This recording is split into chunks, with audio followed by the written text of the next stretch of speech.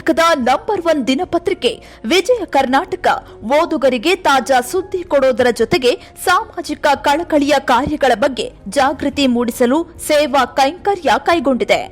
ಮಾದಕ ವಸ್ತುಗಳ ವಿರುದ್ಧ ಕರ್ನಾಟಕ ಎಂಬ ಸಂಕಲ್ಪ ಹೊತ್ತು ವಿದ್ಯಾರ್ಥಿಗಳಲ್ಲಿ ಮಾದಕ ವಸ್ತುಗಳ ಬಗ್ಗೆ ಜಾಗೃತಿ ಮೂಡಿಸುವ ಅಭಿಯಾನವನ್ನ ಹಮ್ಮಿಕೊಂಡಿದೆ. ಇದರ ಭಾಗವಾಗಿ ಸೋಮವಾರ ಹುಬ್ಬಳ್ಳಿಯಲ್ಲಿ ನೂರಾರು ವಿದ್ಯಾರ್ಥಿಗಳು ಮಾದಕ ವಸ್ತುಗಳ ವಿರುದ್ಧ ಘೋಷಣೆ ಹಾಕುತ್ತಾ ಜಾಥಾ ನಡೆಸುವುದರ ಮೂಲಕ ಜನಜಾಗೃತಿ ಅಭಿಯಾನ ಮಾಡಿದ್ರು. ನಂತರ ಹುಬ್ಬಳ್ಳಿಯ ಆರ್.ಎನ್. ಶೆಟ್ಟಿ ಕಲ್ಯಾಣ ಮಂಟಪದಲ್ಲಿ ಮಾದಕ ವಸ್ತುಗಳ ವಿರುದ್ಧ ಕರ್ನಾಟಕ ಕಾರ್ಯಕ್ರಮವನ್ನ ನಡೆಸಿ ವಿದ್ಯಾರ್ಥಿಗಳಲ್ಲಿ ಡ್ರಗ್ಸ್ ಕುರಿತು ಜಾಗೃತಿ ಮೂಡಿಸಿತು. ಈ ಕಾರ್ಯಕ್ರಮದಲ್ಲಿ ಸಭಾಪತಿ ಬಸವರಾಜ ಹೊರಟ್ಟಿ, ಜಿಲ್ಲಾ ಉಸ್ತುವಾರಿ ಸಚಿವ ಸಂತೋಷ್ ಲಾಡ್, ಶಾಸಕರಾದ ಅರವಿಂದ ಬೆಲ್ಲದ, ಮಹೇಶ್ ತೆಂಗಿನಕಾಯಿ, ಡಿಸಿಪಿ ರವೀಶ್ ಸಿಆರ್, ಸ್ವರ್ಣ ಗ್ರೂಪ್ ಆಫ್ ಕಂಪನಿ ವ್ಯವಸ್ಥಾಪಕ ನಿರ್ದೇಶಕ ಡಾ ಸಿಎಚ್ವಿಎಸ್ವಿ ಪ್ರಸಾದ್, ಉದ್ಯಮಿ ವೆಂಕಟೇಶ ಕಾಟವೆ, ರಿಯಲ್ ಎಸ್ಟೇಟ್ ಉದ್ಯಮಿ ವೀರೇಶ ಉಂಡಿ, ಹುಬ್ಬಳ್ಳಿ ಧಾರವಾಡ ಬಂಟರ ಸಂಘದ ಅಧ್ಯಕ್ಷ ವಿಜಯಾನಂದ ಶೆಟ್ಟಿ, ಪಂಜುರ್ಲಿ ಸಮೂಹ ಸಂಸ್ಥೆ ಸಂಸ್ಥಾಪಕ ರಾಜೇಂದ್ರ ಶೆಟ್ಟಿ ಸೇರಿದಂತೆ ಗಣ್ಯರು ದೀಪ ಬೆಳಗಿಸುವ ಮೂಲಕ ಚಾಲನೆ ನೀಡಿದರು.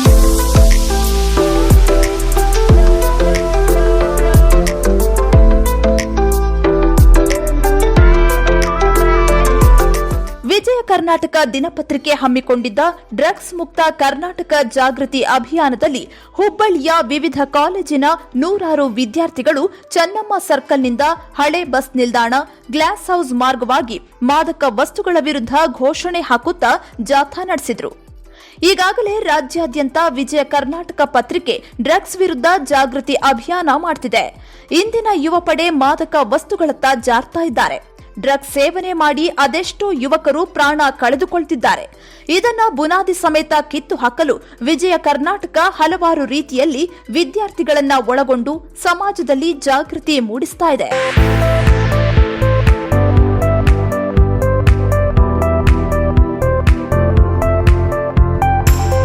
ವಿಜಯ ಕರ್ನಾಟಕ ಪತ್ರಿಕೆ ಕಳೆದ 3 ವರ್ಷಗಳಿಂದ 100ಕ್ಕೂ ಹೆಚ್ಚು ಮಾದಕ ವಸ್ತುಗಳ ವಿರುದ್ಧ ಜಾಗೃತಿ ಕಾರ್ಯಕ್ರಮಗಳನ್ನು ಮಾಡಿದ್ದಾರೆ. ಹೀಗೆ ಡ್ರಗ್ಸ್ ಮುಕ್ತ ಕರ್ನಾಟಕ ಸಂಕಲ್ಪ ಹೊತ್ತ ವಿಜಯ ಕರ್ನಾಟಕ ದಿನಪತ್ರಿಕೆಯ ಒಂದು ಮಹತ್ತರ ಕಾರ್ಯಕ್ಕೆ ಗಣ್ಯರು ಸಾಥ್ ನೀಡಿದ್ದಲ್ಲದೆ ಪತ್ರಿಕೆ ಕಾರ್ಯವನ್ನ ಶ್ಲಾಘಿಸುವ ಜೊತೆಗೆ ವಿದ್ಯಾರ್ಥಿಗಳನ್ನು ಉದ್ದೇಶಿಸಿ ಈ ಡ್ರಗ್ಸ್ ಜೀವನದಲ್ಲಿ ಹೇಗೆಲ್ಲ ಪರಿಣಾಮ ಬೀರುತ್ತೆ ಅಂತ ತಿಳಿ ಹೇಳಿದರು. ಇದೇ ವೇಳೆ ಮಾತನಾಡಿದ ವಿಧಾನ ಪರಿಷತ್ ಸಭಾಪತಿ ಬಸವರಾಜ ಹೊರಟ್ಟಿ, ರಾಜ್ಯದಲ್ಲಿ ಡ್ರಗ್ಸ್ ಜಾಲ ಮಟ್ಟ ಹಾಕುವ ನಿಟ್ಟಿನಲ್ಲಿ ಚರ್ಚಿಸಲು ಸದನದಲ್ಲಿ ಒಂದು ದಿನ ಮೀಸಲಿಡಲಾಗುವುದು. ಈ ನಿಟ್ಟಿನಲ್ಲಿ ವಿಜಯ ಕರ್ನಾಟಕ ಪತ್ರಿಕೆಯಿಂದ ಇದಕ್ಕೆ ಸಂಬಂಧಿಸಿದಂತೆ ಸಮಗ್ರ ಮಾಹಿತಿ ಸಂಗ್ರಹಿಸಿ ಸದನದಲ್ಲಿ ಚರ್ಚಿಸಿ ಇದನ್ನ ಡ್ರಗ್ಸ್ ದಂಧೆ ಮಟ್ಟ ಹಾಕಲು ಬಿಗಿ ಕಾನೂನು ರೂಪಿಸಲು ಕ್ರಮ ವಹಿಸಲಾಗುವುದು ಎಂದು ಮಹತ್ವದ ನಿರ್ಣಯ ಪ್ರಕಟಿಸಿದರು.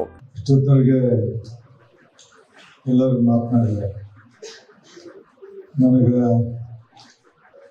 ಫಸ್ಟ್ ಟೈಮ್ ಕಣ್ಣಿನ ಆಪರೇಷನ್ ಮಾಡಿಸ್ಕೊಂಡೆ. 15 ದಿವಸ ಎಲ್ಲ ಹೊರ ಹೋಗಿರಲಿಲ್ಲ. ಹೀಗಾಗಿ ಕಾರ್ಯಕ್ರಮ ಬರಲೇ ಬೇಡ ವಿಚಾರ ಮಾಡ್ತಿದ್ದೆ. ವಿಜಯ ಕರ್ನಾಟಕದವರು ಅತ್ಯಂತ ಒಂದು ಶ್ರೇಷ್ಠವಾದಂಥ ಕೆಲಸವನ್ನು ಮಾಡ್ತಾರೆ. ಆ ಶ್ರೇಷ್ಠವಾದಂಥ ಕೆಲಸವನ್ನು ಮಾಡಿದಾಗ ಕನಿಷ್ಠ ನಾವು ಅವ್ರಿಗೆ ಬೆನ್ನು ತಟ್ಟುವಂಥ ಕೆಲಸ ಮಾಡಬೇಕನ್ನುವಂಥ ದೃಷ್ಟಿಯಿಂದ ನಾನು ಈ ಕಾರ್ಯಕ್ರಮಕ್ಕೆ ಬಂದು ಹಾಜರಾಗಿದ್ದೀನಿ. ಮೊದಲಿಗೆ ನಾನು ವಿಜಯ ಕರ್ನಾಟಕದಲ್ಲಿ ಅಭಿನಂದನೆ ಸಲ್ಲಿಸಿದ್ದೀನಿ.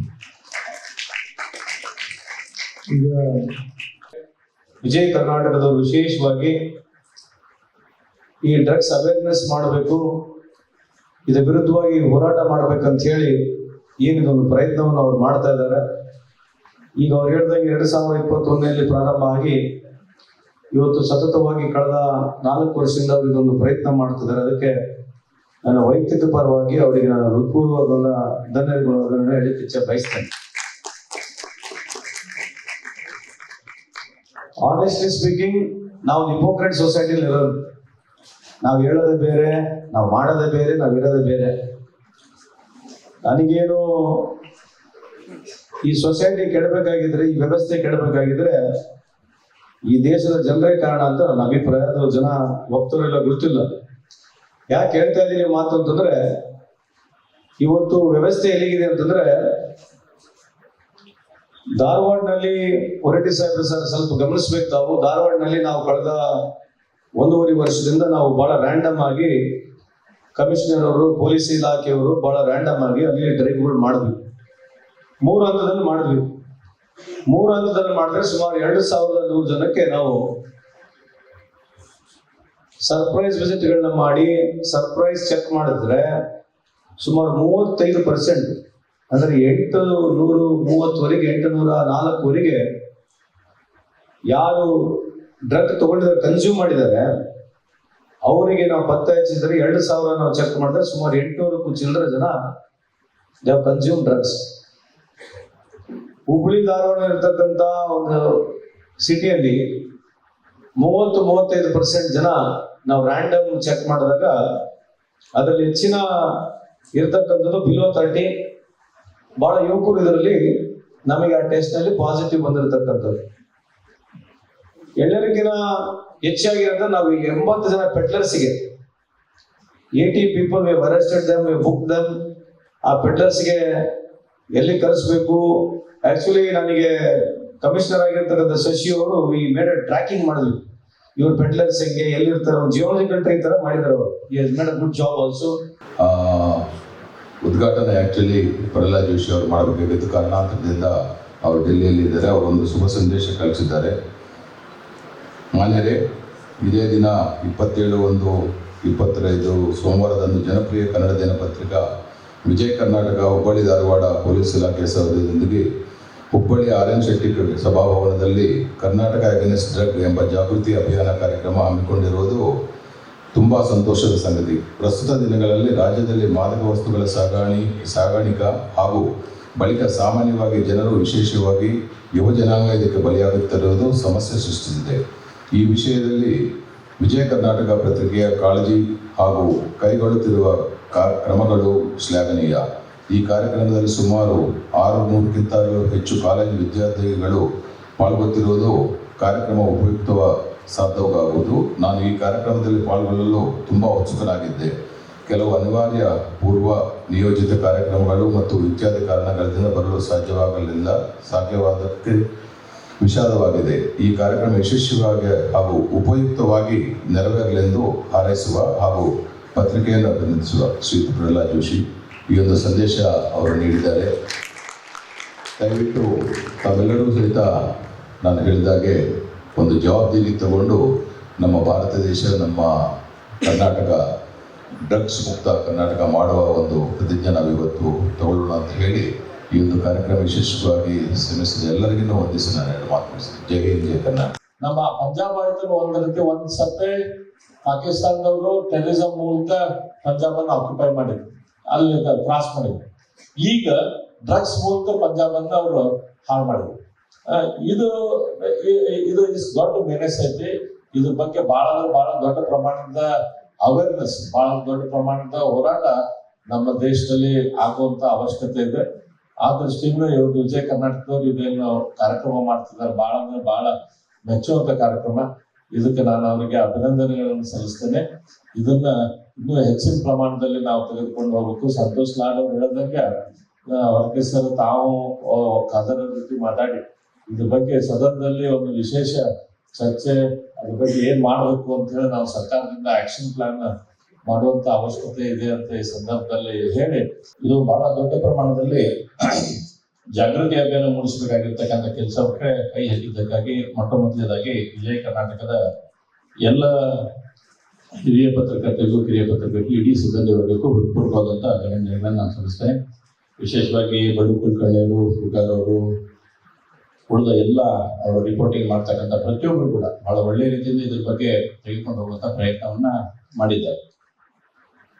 ಇವತ್ತು ಈ ಅಭಿಯಾನದ ಬಗ್ಗೆ ಬಹಳ ಒಳ್ಳೆ ರೀತಿಯಲ್ಲಿ ನಡೀತಾ ಇದೆ. ಆದರೆ ಕಳೆದ ಹುಬ್ಳಿಗೆ ಶಶಿಕುಮಾರ್ ಅವರು ಬಂದ ಮೇಲೆ ಮತ್ತು ರವೀಶ್ ಅವರು ಇಡೀ ತಂಡ ಬಂದ ಮೇಲೆ ಒಂದಿಷ್ಟು ಚುರುಕು ಮುಟ್ಟಿಸ್ತಕ್ಕಂಥ ಕೆಲಸ ನಮಗೆ ಕಣ್ಣಿಗೆ ಕಾಣೋದಾಯಿತು.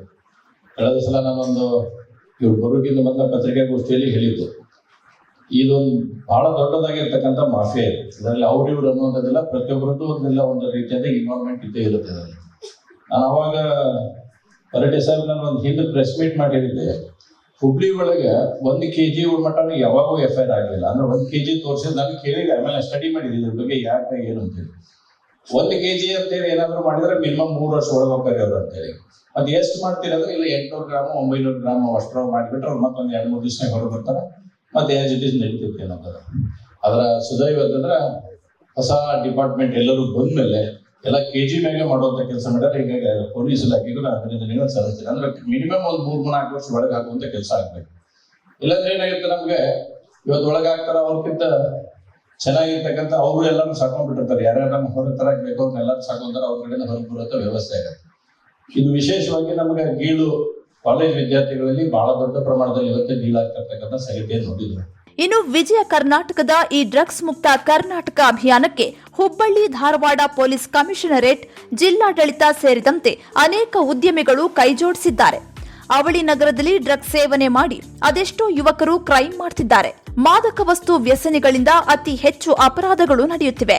ಇದನ್ನೆಲ್ಲ ಗಮನಿಸಿದ ವಿಜಯ ಕರ್ನಾಟಕ ದಿನಪತ್ರಿಕೆ ಮಾದಕ ವಸ್ತುಗಳ ವಿರುದ್ಧ ಜಾಗೃತಿ ಮೂಡಿಸ್ತಾ ಇದೆ. ಉದ್ಯಮಿಗಳು, ಪೊಲೀಸರು ಇವರ ಒಂದು ಕಾರ್ಯಕ್ಕೆ ಸಾಥ್ ನೀಡೋದರ ಜೊತೆಗೆ ವಿದ್ಯಾರ್ಥಿಗಳಲ್ಲಿ ಮಾದಕ ವಸ್ತುಗಳ ಸೇವನೆ ಬಗ್ಗೆ ಅರಿವು ಮೂಡಿಸಿದ್ರು. ಅಷ್ಟೇ ಅಲ್ಲದೆ ವಿಜಯ ಕರ್ನಾಟಕ ದಿನಪತ್ರಿಕೆಯ ಸಮಾಜಮುಖಿ ಕಾರ್ಯಕ್ಕೆ ಕೇಂದ್ರ ಸಚಿವ ಪ್ರಹ್ಲಾದ್ ಜೋಶಿ ಕೂಡ ಪ್ರಶಂಸೆ ವ್ಯಕ್ತಪಡಿಸಿದ್ದಾರೆ. ಡ್ರಗ್ಸ್ ವಿರುದ್ಧ ಅಭಿಯಾನ ಹಮ್ಮಿಕೊಂಡಿದ್ದು ಈ ವಿಷಯದಲ್ಲಿ ವಿಜಯ ಕರ್ನಾಟಕ ಪತ್ರಿಕೆಯ ಕಾಳಜಿ ಹಾಗೂ ಕೈಗೊಳ್ಳುತ್ತಿರುವ ಕ್ರಮಗಳು ಶ್ಲಾಘನೀಯ. ಈ ಕಾರ್ಯಕ್ರಮ ಯಶಸ್ವಿಯಾಗಿ ಹಾಗೂ ಉಪಯುಕ್ತವಾಗಿ ನೆರವೇರಲೆಂದು ಹಾರೈಸುವೆ ಹಾಗೂ ಪತ್ರಿಕೆ ಕಾರ್ಯವನ್ನ ಅಭಿನಂದಿಸುತ್ತೇನೆಂದು ಶುಭ ಸಂದೇಶ ಕಳಿಸಿದ್ದಾರೆ. ಈ ಸಂದೇಶವನ್ನು ಸ್ವರ್ಣ ಗ್ರೂಪ್ ಆಫ್ ಕಂಪನೀಸ್ ವ್ಯವಸ್ಥಾಪಕ ನಿರ್ದೇಶಕರಾದ ಡಾಕ್ಟರ್ CHVSV ಪ್ರಸಾದ್ ಓದಿದ್ರು. ಈ ಡ್ರಗ್ಸ್ ಮುಕ್ತ ಬಹಳ ಕಷ್ಟ ಇದು ಹೇಳಲಿಕ್ಕೆ. ಯಾಕಂತ ಹೇಳಿದ್ರೆ ನನ್ನ ಜೀವನದಲ್ಲಿ ಇದ್ರ ಬಗ್ಗೆ ಬಹಳ ಕಥೆಗಳುಂಟು, ಲೈವ್ ಕಥೆಗಳನ್ನು ಹೇಳ್ತಾ ಹೋದ್ರೆ ಇಡೀ ದಿನ ಸಾಲುವುದು ಅಷ್ಟು ಕಥೆಗಳುಂಟು. ಯಾಕಂತ ಹೇಳಿದ್ರೆ ಇದೇ ಹುಬ್ಬಳ್ಳಿಯಿಂದ 8ನೇ ಕ್ಲಾಸ್ ಫೇಲ್ ಆಗಿ ಬಾಂಬೆ ಅನ್ನೋ ಮಹಾನಗರಿ ಓಡಿ ಹೋದಂಥ ಮನುಷ್ಯ ನಾನು.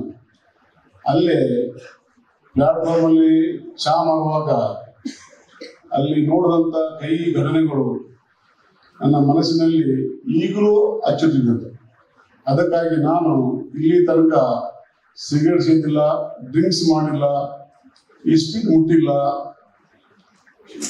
ಯಾರಿಗೂ ಕುಡಿಸಿಲ್ಲ ಇಲ್ಲಿ ತನಕ, ಹುಡುಗರ ಸಂಘ ಇಲ್ಲಿ ತನಕ ಮಾಡಿಲ್ಲ, ಹುಡುಗರ ಪಾರ್ಟಿಗೆ ಇಲ್ಲಿ ತನಕ ನಾ ಹೋಗಿಲ್ಲ, ನಾನು ಆ ವ್ಯಾಪಾರನೂ ಮಾಡಿಲ್ಲ. ಯಾಕಂತ ಹೇಳಿದ್ರೆ ಅದರ ಪರಿಣಾಮ ಏನಾಗುತ್ತೆ ಅಂತ ಹೇಳಿ ಬಹಳ ಹತ್ತಿರದಿಂದ ನೋಡಿದ್ದೆ ನಾವು. ಅದರಿಂದ ಯಾರ್ಯಾರು ಏನೇನು ತೊಂದರೆ ಆಗುತ್ತೆ, ಏನೇನು ಸಮಸ್ಯೆಗಳಿವೆ, ಯಾವ ರೀತಿ ಅವರ ಜೀವನವನ್ನು ಪರಿಗಣಿಸ್ತಾರೆ, ನಾವು ಈ ಭೂಮಿಗೆ ಬಂದಿದ್ದಕ್ಕೆ ನಮ್ಮ ಕರ್ತವ್ಯ ಏನು, ನಾವು ಏನು ಮಾಡಬೇಕು ಅನ್ನುವ ಪರಿಜ್ಞಾನವನ್ನು ಈ ಮಾದಕ ದ್ರವ್ಯ ಉಂಟಲ್ಲ ಇದು ತಗೊಂಡ್ಮೇಲೆ ಅವ್ರು ಯಾರು ಇದ್ರ ಬಗ್ಗೆ ಅರಿವೇ ಇರೋದಿಲ್ಲ.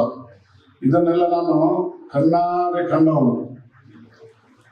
ಹಾಗಾಗಿ ಇಂದಿನ ಪೀಳಿಗೆ, ಮುಂದಿನ ಭವಿಷ್ಯದ ನಮ್ಮ ಭಾರತ ದೇಶದ ಭದ್ರ ಪ್ರಜೆಗಳು ಈ ದೇಶದ ಏನಾದರೂ ಇದ್ದೆ ಅವರ ಕೈಯಲ್ಲೇ ಇರೋದು. ಅವರು ಯಾವ ರೀತಿ ಈ ದೇಶವನ್ನು ಮುನ್ನಡೆಸಬೇಕು, ಯಾವ ರೀತಿ ಸ್ವಚ್ಛವಾಗಿ ದೇಶವನ್ನು ನಾವು ಒಯ್ಯಬೇಕು ಅನ್ನುವ ಸಂಕಲ್ಪ ಅವರೆಲ್ಲ ಮಾಡಿದರೆ ದೇಶ ಬಂಗಾರ ಆಗುವುದರಲ್ಲಿ ಎರಡು ಮಾತೇ ಇಲ್ಲ. ಮಾದಕ ವಸ್ತುಗಳ ವಿರುದ್ಧ ಒಂದು ಅಭಿಯಾನವನ್ನು ಕೈಗೊಂಡು ಕರ್ನಾಟಕ ಮತ್ತು ಕರ್ನಾಟಕದ ಜನತೆ ಈ ಮಾದಕ ವಸ್ತುಗಳ ವಿರುದ್ಧ ವಿಜಯವನ್ನು ಸಾಧಿಸಲಿ, ಜಯವನ್ನು ಗಳಿಸಲಿ ಎನ್ನುವ ಒಂದು ಕಾನ್ಸೆಪ್ಟಲ್ಲಿ ವಿಜಯ ಕರ್ನಾಟಕ ಈ ಒಂದು ಕಾರ್ಯಕ್ರಮವನ್ನು ಹಮ್ಮಿಕೊಂಡಿದೆ. ಬಹಳ ಪ್ರಶಂಸನೀಯ. ಮತ್ತು ವಿಜಯ ಕರ್ನಾಟಕ ಮತ್ತು ಪೇಪರ್ ಮತ್ತು ಅವರ ಎಲ್ಲ ತಂಡದವರು ಮೊದಲಿಗೆ ಅಭಿನಂದನಾರ್ಹರು ಅಂತ ಹೇಳಲಿಕ್ಕೆ ತುಂಬ ಖುಷಿಯಾಗ್ತದೆ. DV ಗುಂಡಪ್ಪನವರು ಒಂದು ಕಗ್ಗವನ್ನು ಬರೀತಾರೆ, DVG ಒಂದು ಕಗ್ಗ ಬರೀತಾರೆ. ಮುತ್ತಿರುವುದೊಂದು ಭೂಮಿಯಲ್ಲಿಂದು ದುರ್ದೈವ, ಮೃತ್ಯು ಕುಣಿಯುತ್ತಿದೆಯನ್ನು ಕೇಕೆ ಹಾಕುತ್ತಲೇ ಸುತ್ತಿಪ್ಪದು ತಲೆಯನ್ನು ಅನುದಿನದ ಲೋಕವಾರ್ತೆ, ಇದಕ್ಕೆಲ್ಲ ಕಡೆಯಂತೋ ಮಂಕುತಿಮ್ಮ ಅಂತ DVG ಒಂದು ಕಗ್ಗ ಬರೀತಾರೆ. ಮುತ್ತಿರುವುದೊಂದು ಭೂಮಿಯಲ್ಲಿಂದು ದುರ್ದೈವ ಅಂದ್ರೆ ಇಲ್ಲಿನ ಕೇಡು, ಕೆಟ್ಟತನ, ಎಲ್ಲ ರೀತಿಯ ಕೇಡುಗಳ ಬಗ್ಗೆ ಅವರು ದುರ್ದೈವ ಅಂತ ಕರೀತಾರೆ. ಮುತ್ತಿರುವುದೊಂದು ಭೂಮಿಯಲ್ಲಿಂದು ದುರ್ದೈವ, ಮೃತ್ಯು ಕುಣಿಯುತ್ತಿಯಲ್ಲಿ ಕೇಕೆ ಹಾಕುತ್ತದೆ, ಸುತ್ತಿಪ್ಪುದು ತಲೆಯನ್ನು ಅನುದಿನದ ಲೋಕವಾರ್ತೆ ಅಂದ್ರೆ ನ್ಯೂಸ್. ಇವತ್ತಿನ ನ್ಯೂಸ್ ಪೇಪರ್ ಮತ್ತೆ ನ್ಯೂಸ್ ಕೊಡ್ತಾ ಇರ್ತಕ್ಕಂತಹ ವ್ಯವಸ್ಥೆಗಳು ಹೇಗಾಗಿದೆ ಅಂದ್ರೆ, ಒಂದು ಪೇಪರ್ ತೆಗೆದು ನೋಡಿದ್ರೆ ಸಾಕು, ಅಲ್ಲಿ ಕೊಲೆ, ಇಲ್ಲಿ ಕೊಲೆ, ಅಲ್ಲಿ ದರೋಡೆ, ಇಲ್ಲಿ ದರೋಡೆ. ಆಮೇಲೆ ಯಾವುದೇ ಟಿವಿಗಳು ಹಾಕಿದ್ರೆ ಸಾಕು ಬ್ರೇಕಿಂಗ್ ನ್ಯೂಸ್ ಅಂತ. ಬಹಳ ಬ್ರೇಕಿಂಗ್ ನ್ಯೂಸ್ಗಳಾಗಿ ಜನಗಳ ತಲೆ ಹಾಳಾಗ್ತಾರೆ ವಾಸ್ತವದಲ್ಲಿ. ಅದು ನೋಡಿ ಜನಗಳಿಗೆ ಭಯ ಮತ್ತೆ ಆತಂಕ ಮತ್ತೆ ದುಗುಡ, ಇಂತಹ ವ್ಯವಸ್ಥೆಗಳಲ್ಲಿ ಜನ ಬದುಕ್ತಾ ಇದ್ದಾರೆ. ಸುತ್ತಿಪ್ಪುದು ತಲೆಯನ್ನು ಅನುದಿನದ ಲೋಕವಾರ್ತೆ. ಇದಕ್ಕೆಲ್ಲ ಕಡೆಯಂತೂ ಮಂಕುತಿದೆ.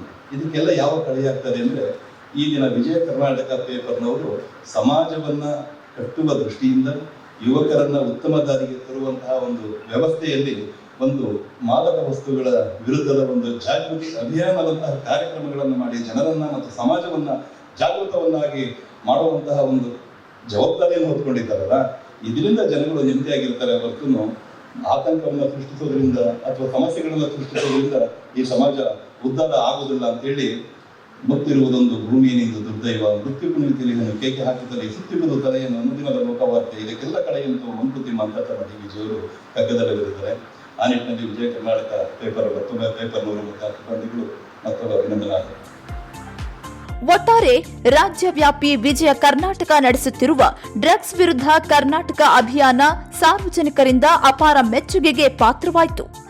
ಸಮಾಜದಲ್ಲಿ ಪಿಡುಗಾಗಿ ಕಾಡುತ್ತಿರುವ ಡ್ರಗ್ಸ್ನ ಬೇರು ಸಹಿತ ಕಿತ್ತು ಹಾಕಲು ವಿಜಯ ಕರ್ನಾಟಕ ಶ್ರಮಿಸ್ತಾ ಇರೋದು ಪತ್ರಿಕೆಯ ಬದ್ಧತೆಯನ್ನ ಪ್ರದರ್ಶಿಸುತ್ತೆ. ವಿಜಯ ಕರ್ನಾಟಕದ ಜಾಗೃತಿ ಅಭಿಯಾನದ ಮೂಲಕ ರಾಜ್ಯವನ್ನು ಡ್ರಗ್ಸ್ ಮುಕ್ತಗೊಳಿಸಲು ಸಾರ್ವಜನಿಕರ ಸಹಭಾಗಿತ್ವ ಪ್ರಮುಖವಾಗಿದೆ ಎಂದು ಒತ್ತಿ ಹೇಳಿತು.